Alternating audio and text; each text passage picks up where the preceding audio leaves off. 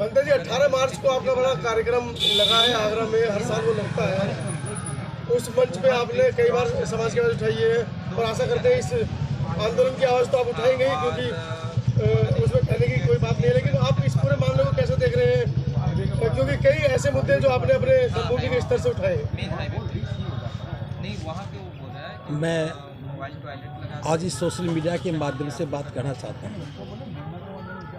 जिस मुद्दे को लेकर के, या यूँ कहें कि बोध गया में महाबोधि महाविहार की मुक्ति के लिए जो ये आंदोलन शुरू हुआ है, तो सबसे पहले मैं श्रद्धेय भिक्षु प्रज्ञाशील महाथेर जो इस आंदोलन का नेतृत्व कर रहे हैं, आदरणीय आकाश लांबा जी जिनके साथ इस आंदोलन को लीड कर रहे हैं, और तमाम भिक्षु गणों को मैं साधुवाद ज्ञापित करता हूं और अपना समर्थन देता हूं कि जिस आंदोलन को ये नेतृत्व दे रहे हैं, हम अंतिम समय तक उनके साथ इस आंदोलन में खड़े रहेंगे। दूसरी बात मैं कहना चाहता हूं, ये आंदोलन 1892 से शुरू हुआ। अनागारिक धर्मपाला ने शुरू किया और समय समय पर अलग अलग तरीके से आंदोलन चलता रहा। मैं इतिहास में नहीं जा रहा हूँ, बात इतनी कह रहा हूँ, अभी तक जो हमने लड़ाइयाँ लड़ी वो बहुत ज़्यादा प्रभावशाली नहीं रही, क्योंकि असफलता के बाद यही कहा जा सकता है कि वो लड़ाई प्रभावशाली नहीं थी। लेकिन आज हमें भरोसा है, जब नेतृत्व सही होता है और सहयोग में भिक्षु संघ खड़ा हो जाए, तब कामयाबी की बहुत संभावनाएं बन जाती हैं। और मैं समझता हूं कि आज जो इस आंदोलन का नेतृत्व दे रहे हैं, वो ना केवल विश्वसनीय है बल्कि सक्षम है किसी भी आंदोलन को सही दिशा देने के लिए। इसमें मैं आपके माध्यम से देश के सभी बौद्धों को कहना चाहूँगा, हमारी सबसे बड़ी कमजोरी क्या है? हम अभी बुद्ध के प्रति ज़्यादा श्रद्धावान नहीं बन पाए, जिसको हम अपना समाज कहते हैं। अब उसे अपना समाज नहीं बल्कि उसे बौद्ध समाज कहना पड़ेगा। जब बौद्ध समाज खड़ा होगा, हर घर में से लोग निकलेंगे, तो ये आंदोलन और गतिशील होगा। अभी मैं सुन भी रहा था, देख भी रहा था, सोशल मीडिया पे बातें भी सुन रहा था आते हुए, कि पुलिस ने बर्बरता से हमें उठा दिया और वहाँ से उठा करके हॉस्पिटल प्रांगण में ले आए।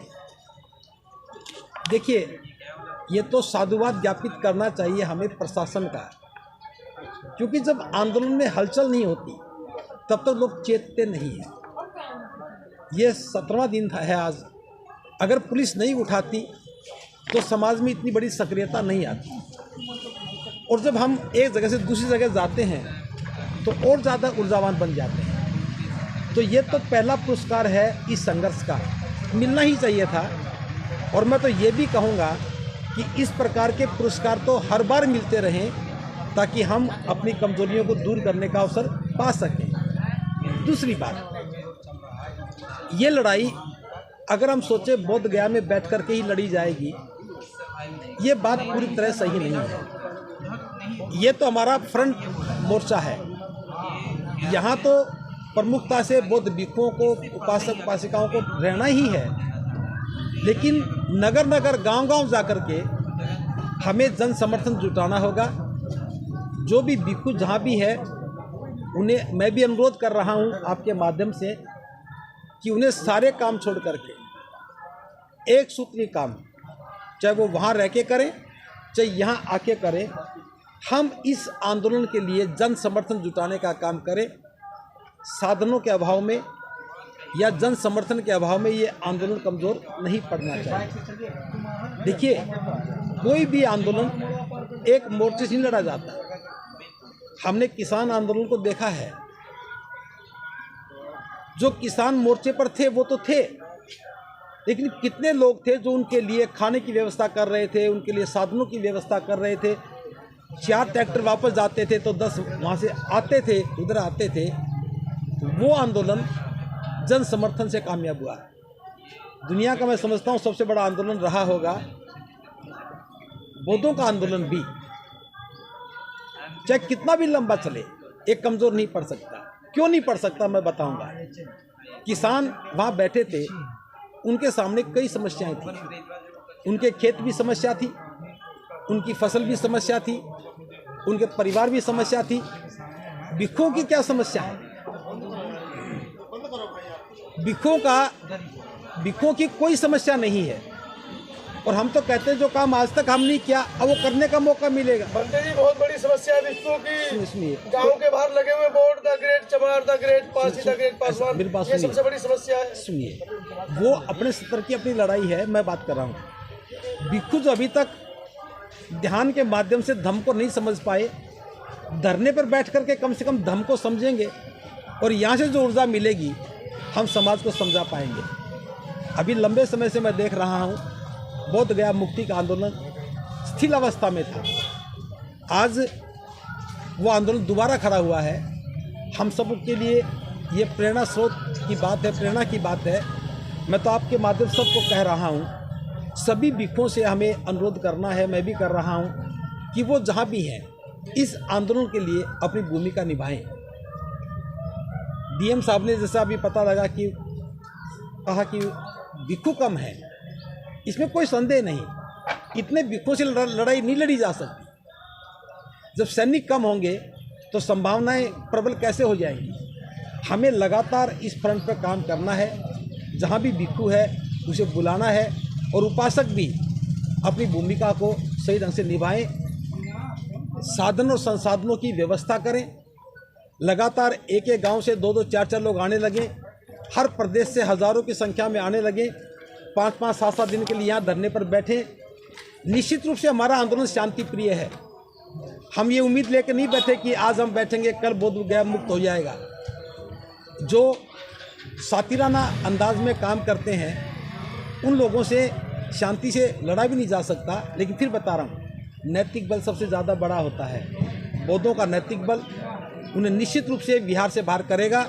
और एक बात जो जैसे आज उठी है, ईसाइयों के चर्च में ईसाई पूजा करता है, इस्लाम की मस्जिद में मौलवी रहता है, पूजा करता है, हिंदू मंदिरों में करते हैं। बौद्ध धर्म के किसी भी विहार में पूजा नहीं होती। तो ये पुजारी किसकी पूजा कर रहे हैं? अगर बुद्ध विहार में आकर के पूजा कर रहे हैं तो बुद्ध की तो पूजा होती नहीं।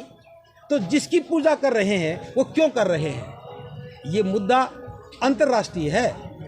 ये मुद्दा हमें पूरे दुनिया के बौद्धों को बताने का मुद्दा है कि बुद्ध विहार को हड़पना चाहते हैं। और आप लोगों को बहुत सजग हो जाना चाहिए।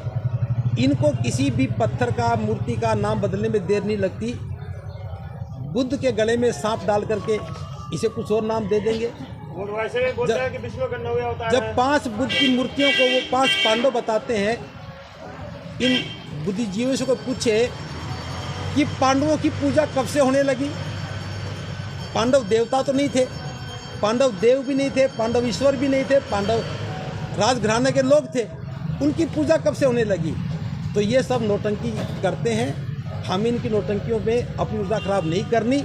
जब बोध गया का ये महाविहार मुक्त होगा तो ये सारे अपने आप वहाँ से भाग जाएंगे, निकल जाएंगे। एक दूसरी बात मैं जो कहना चाहता हूँ, अभी तक हम हिंदू बनकर के लड़ाई लड़ते रहे, इसलिए हम कामयाब नहीं हुए।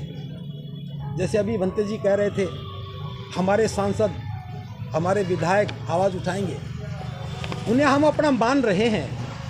जब तक वो अपने आप को बौद्ध नहीं मानेंगे वो आवाज़ कैसे उठा पाएंगे? इसलिए मैं तो इतना कहना चाहूँगा, हमें दूसरा जो प्लेटफार्म है, बौद्ध बनने की घोषणा करने का जो मामला है, जो भी व्यक्ति बुद्धिस्ट है उसे डिक्लेयर करना चाहिए कि मैं बौद्ध हूँ, बुद्ध मेरे शास्ता हैं, बुद्ध ही मेरे मुक्तिदाता हैं। जब हम ये घोषणा करेंगे, अगर ये हमारा बुद्ध विहार, महाविहार खाली नहीं करेंगे तो हम अपने घरों से सारी उस चिड़ियाघर को बाहर निकालेंगे। यहाँ की लड़ाई हमें वहाँ भी लड़नी पड़ेगी। जो लोग किनारे पर बैठे हैं हमें समझाना पड़ेगा, अब अपने घर में आ जाओ और अपनी आंदोलन में अपनी भूमिका तय करो। तो अंत में मैं ज़्यादा बात न करके इतना कहना चाहूँगा, इस समय जो ये आंदोलन का रूप लिया गया है, ये लड़ाई लड़ी जा रही है। मैं श्रद्धेय भंते प्रज्ञाशील माथेरो जी को और आदरणीय आकाश लामा जी को बहुत बहुत साधुवाद ज्ञापित करता हूँ, और सभी भिक्षु गणों को भी, कि आप लोगों के त्याग और परिश्रम से दोबारा से एक उम्मीद जगी है कि बोध गया महाविहार अपनी मुक्ति के इंतज़ार में बैठा था। अब हो सकता है हम उस में विजय हो जाएं और जल्दी से हम अपने बुद्ध विहार को महाविहार को मुक्त करा करके अपनी विरासत के वारिस बनने का काम कर सकें। बनते भी हजारों बौद्ध भिक्षु केसरिया कपड़े पहनकर घूम रहे हैं, जिन्हें ना तो बुद्ध का ज्ञान है ना वो बौद्ध भिक्षु है। अगर दिल्ली के अंदर बहुत सारे बौद्ध भिक्षु बैठे हैं जो अगर वो इस आंदोलन में